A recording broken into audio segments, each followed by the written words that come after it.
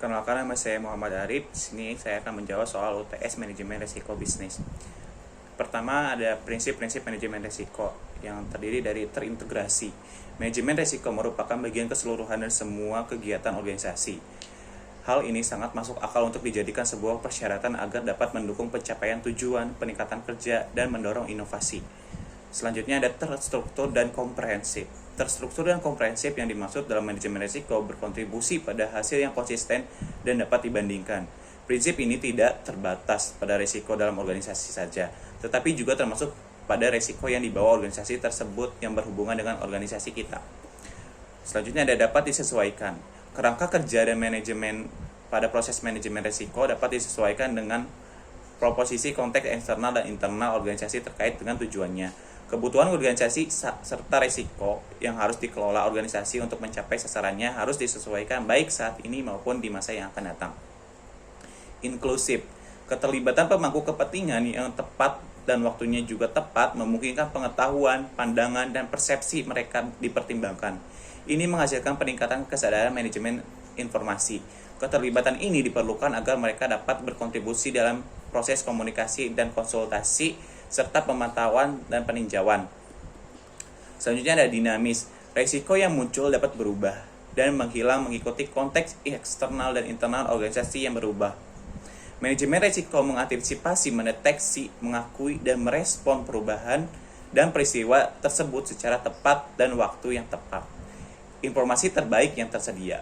Seluruh data untuk manajemen risiko didasarkan pada informasi sebelumnya dan saat ini, juga harapan di masa depan.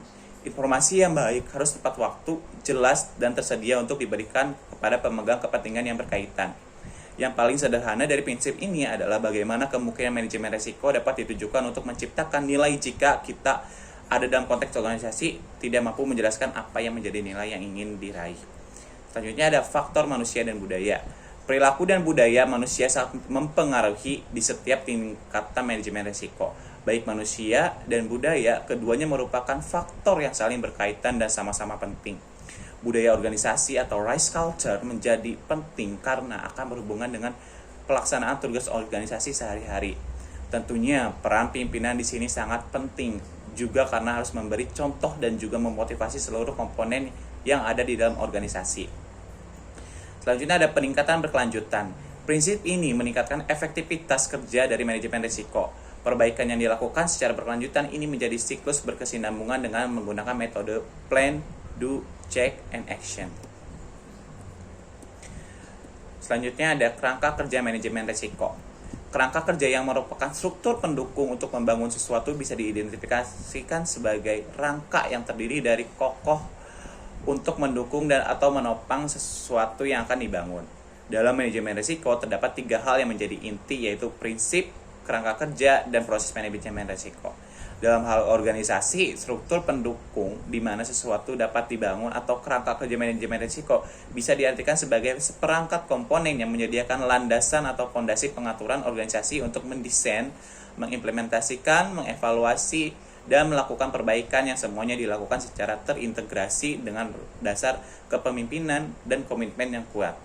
Dengan kata lain, kerangka kerja adalah landasan pengaturan sistem manajemen risiko secara terstruktur dan sistematis di seluruh organisasi. Selanjutnya ada proses manajemen risiko yang terdiri dari 1. Perencanaan. Perencanaan manajemen risiko bisa dimulai dengan menetapkan visi, misi, dan tujuan yang berkaitan dengan manajemen risiko. Kemudian perencanaan manajemen risiko bisa diteruskan dengan penetapan target, kebijakan, dan prosedur yang berkaitan dengan manajemen risiko.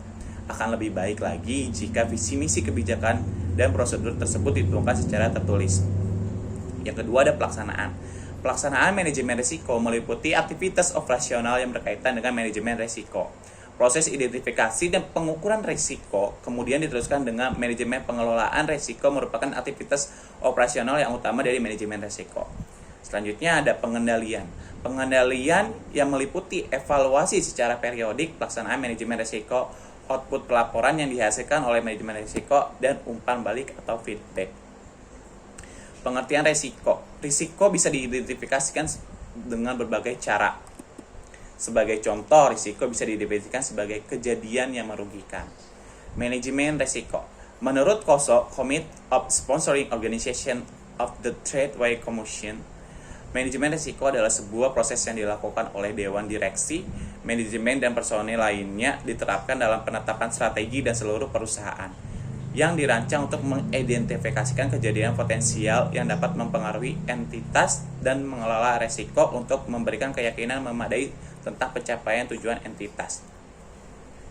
Risk appetite lazimnya didefinisikan sebagai jenis dan tingkat risiko yang dapat diterima perusahaan dalam upaya mewujudkan sasaran-sasaran perusahaan baik yang tertuang dalam kontrak manajemen maupun rencana kerja dan anggaran perusahaan. Selanjutnya ada risk tolerance. Risk tolerance didefinisikan sebagai tingkat toleransi risiko yang dapat diterima dalam kaitannya dengan risk appetite. Carries indicator. Carries indicator yang dalam penggunaan dapat mendeteksi peningkatan probabilitas terjadinya peristiwa risiko yang dapat mengagalkan pencapaian sasaran. Berdasarkan informasi tersebut, organisasi dapat menetapkan perlakuan risiko yang efektif sedini mungkin guna memastikan profil risiko organisasi tetap dalam ambang batas toleransi. Penentuan key risk indicator bertujuan untuk mengidentifikasikan metrik yang relevan terhadap potensi risiko yang mungkin berdampak pada pencapaian sasaran kinerja atau key performance indicator. Dalam penentuan key risk indicator, kinerja atau key performance indicator dibutuhkan pemahaman yang kuat mengenai keterkaitan antara risiko kinerja organisasi dan kegiatan yang berhubungan dengan peristiwa risiko yang dapat mempengaruhi pencapaian sasaran tersebut. Identifikasi risiko. Identifikasi risiko dilakukan untuk mengidentifikasikan risiko-risiko apa saja yang dihadapi oleh suatu organisasi. Banyak risiko yang dihadapi oleh suatu organisasi, mulai dari risiko penyelewengan oleh karyawan, risiko kejatuhan meteor atau komet, dan lainnya. Ada beberapa teknik untuk mengidentifikasi risiko, misalnya dengan menelusuri sumber risiko sampai terjadinya peristiwa yang tidak diinginkan. Analisis risiko. Analisis risiko adalah proses mengembangkan pemahaman terhadap suatu risiko. Analisis risiko memberikan masukan untuk proses evaluasi risiko dan dalam mengambil keputusan apakah suatu risiko perlu dikendalikan dan memilih strategi dan metode pengendalian yang tepat. Analisis risiko merupakan bagian dari tahap asesmen risiko dalam proses manajemen risiko dan dilakukan terhadap risiko-risiko yang telah diidentifikasikan dalam proses identifikasi risiko. Evaluasi risiko. Tujuan evaluasi risiko adalah untuk memahami karakteristik risiko dengan lebih baik. Jika kita memperoleh pemahaman yang lebih baik, maka risiko akan lebih mudah dikendalikan. Evaluasi yang lebih sistematis dilakukan untuk mengukur risiko tersebut. Pengendalian risiko. Setelah analisis dan evaluasi risiko, langkah berikutnya adalah mengelola risiko. Risiko harus dikelola. Jika organisasi gagal mengelola risiko, maka konsekuensinya yang diterima bisa cukup serius. Misalnya kerugian yang besar. Risiko bisa dikelola dengan berbagai cara seperti penghindaran, ditahan, diversifikasi, atau ditransfer ke pihak lainnya. Erat kaitannya dengan manajemen risiko adalah pengendalian risiko, risk control, dan pendanaan risiko atau risk financing. Mitigasi risiko merupakan pengambilan langkah-langkah untuk mengurangi kerugian yang dapat ditimbulkan dari dampak atas risiko. Inherent risk adalah risiko yang terjadi karena tidak adanya pengendalian internal. Tidak adanya pengendalian internal ini kemungkinan karena ketidaksiapan dari manajemen. Mungkin saja manajemen tidak memahami pentingnya pengendalian internal atau pentingnya internal control. Residual risk. Residual risk adalah risiko yang masih terjadi meskipun kita sudah melakukan pengendalian internal.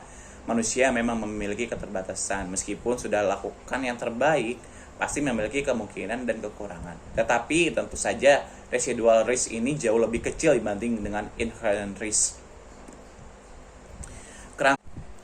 Kerangka kerja manajemen risiko berdasarkan POSO 2017. Tata kelola dan budaya organisasi yang pantas yang dapat menopang implementasi strategi organisasi dan upaya pencapaian kinerjanya. Apakah organisasi sudah efektif memfungsikan standar nilai dan perilaku yang sesuai dengan visi dan misi organisasi? Apakah struktur dan outcome tata kelola organisasi telah memadai? Contoh, bagaimana fungsi pengawasan organisasi sejak dini, Dewan Komisaris sampai dengan organ eselon internal. Komponen pertama ini adalah fondasi bagi komponen lainnya. Yang kedua, perumusan dan penetapan strategi dan tujuan organisasi yang harus menganalisis ERM dengan strategi dan tujuan bisnis organisasi dalam proses perencanaan strategik. Komponen kedua ini menjadi dinding yang akan menopang KOSO ERM. Yang ketiga ada kinerja yang terlebih dahulu mempertimbangkan risiko sebelum eksekusi strategi bisnis. Ini artinya harus ada kajian risiko, identifikasi, penilaian, dan pengelolaan risiko agar tujuan bisnis dan kinerja yang ingin dicapai dapat lebih diyakini hasilnya. Pengelolaan risiko yang terkait dengan strategi dan kinerja ini harus bersifat menyeluruh atau organization wide dan dengan portofolio risiko serta risk appetite yang tepat. Selanjutnya ada penelaahan dan revisi terhadap ERM untuk meyakinkan apakah ERM telah teraliansi dan mampu memberikan nilai dalam siklus perencanaan sampai dengan pencapaian strategi dan tujuan organisasi. Komponen ini menjadi control loop dan penjaminan mutu atas sistem ERM yang dirancang dan diimplementasikan. Informasi dan komunikasi serta pelaporan yang efektif ke semua lapisan dan jajaran organisasi sesuai dengan tingkatan informasi yang dibutuhkan masing-masing secara tepat, lengkap dan tepat. Meskipun kelihatan hanya beberapa penyebaran informasi, namun apakah organisasi sudah yakin penyebaran komunikasi dengan feedbacknya dapat mengalir dengan mudah dan cepat? Untuk organisasi yang besar dan luas operasionalnya, hal ini belum tentu terjadi. Menjadi komponen ini adalah atap penutup yang memastikan bahwa semua komponen di atas telah merembes dan mengalir di dalam rumah atau organisasi. Selanjutnya, kerangka kerja manajemen risiko berdasarkan ISO 31000/2018.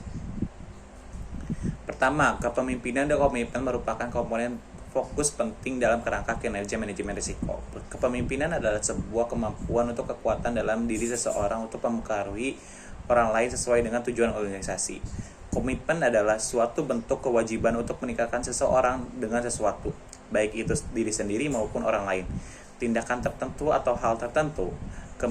Kepemimpinan digambarkan dengan kepemimpinan organisasi atau manajemen puncak yang memiliki tanggung jawab dan akuntabilitas untuk berkomitmen atau terikat dalam menjalankan manajemen risiko. Dengan kata lain, pemimpin organisasi memberikan teladan dan komitmen dalam mengelola risiko melalui kebijakan, wewenang, tugas, tanggung jawab, dan akuntabilitas pada tingkat organisasi yang disesuaikan dengan tujuan organisasi. Kedua, integrasi berasal dari integration dalam bahasa Inggris yang berarti penggabungan atau pembauran menjadi satu kesatuan yang utuh. Integrasi dalam manajemen risiko berarti manajemen risiko menyatu sebagai satu kesatuan dalam suatu organisasi, sehingga integrasi pada kerangka kerja bermakna bahwa manajemen risiko menjadi bagian dan tidak bisa terpisahkan atau menyatu dalam tujuan, tata kelola, kepemimpinan, dan komitmen, strategi, sasaran, dan operasi organisasi. Selanjutnya, desain adalah suatu perencanaan atau perancangan yang dilakukan sebelum pembuatan suatu objek, sistem, komponen, atau struktur. Desain dalam kerangka kerja manajemen risiko mencakup beberapa hal, yaitu satu, pemahaman organisasi dan konteksnya. Yang kedua, penegasan komitmen manajemen risiko. Yang ketiga, penetapan peran, kewenangan, tanggung jawab, dan akuntabilitas. Yang keempat, alokasi sumber daya. Dan yang terakhir adalah penyiapan komunikasi dan konsultasi. Yang keempat, implementasi atau pelaksanaan dalam kerangka kerja manajemen risiko dilaksanakan setelah desain manajemen risiko dibuat dan ditetapkan. Jika desain manajemen risiko diimplementasikan dengan baik, maka kerangka kerja manajemen risiko dapat memastikan proses manajemen risiko menjadi bagian dari semua kegiatan dalam organisasi atau perusahaan. Yang kelima, evaluasi.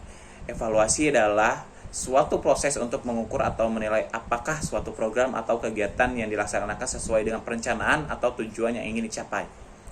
Evaluasi dalam rangka manajemen risiko dilakukan untuk mengukur kerangka kerja manajemen risiko secara berkala, bertahap, tujuan.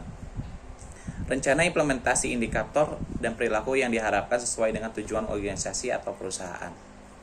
Selanjutnya ada perbaikan. Dalam kerangka kerja manajemen risiko terdiri atas adaptasi atau perbaikan sinambung.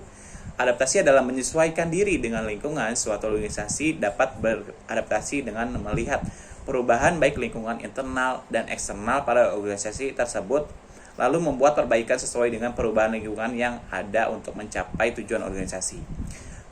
Perbaikan sinambung adalah perbaikan yang dilakukan secara terus-menerus, sehingga perbaikan sinambung akan senantiasa dilakukan manakala terjadi kesenjangan atau ketidaksesuaian untuk meningkatkan pengelolaan resiko pada organisasi atau perusahaan. Selanjutnya ada resiko positif. Resiko positif merupakan konsep baru atau peluang kejadian akan memberikan peluang untuk meningkatkan keberhasilan pencapaian tujuan organisasi. Selanjutnya ada resiko negatif, yaitu merupakan peluang suatu kejadian dapat berpotensi menurunkan keberhasilan dari pencapaian tujuan organisasi. Terima kasih.